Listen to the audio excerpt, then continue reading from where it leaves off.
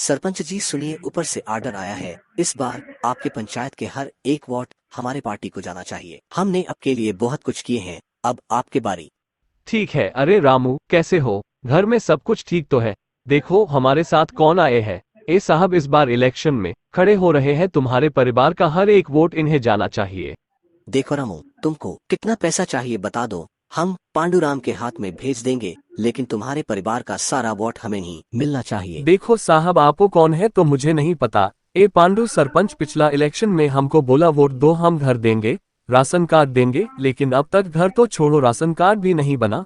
गांव में बच्चे पढ़ने के लिए स्कूल नहीं, खेलने के लिए मैदान नहीं, बारिश में रोड पे गड्ढा है या गड्ढे में रोड मालूम नहीं चलता।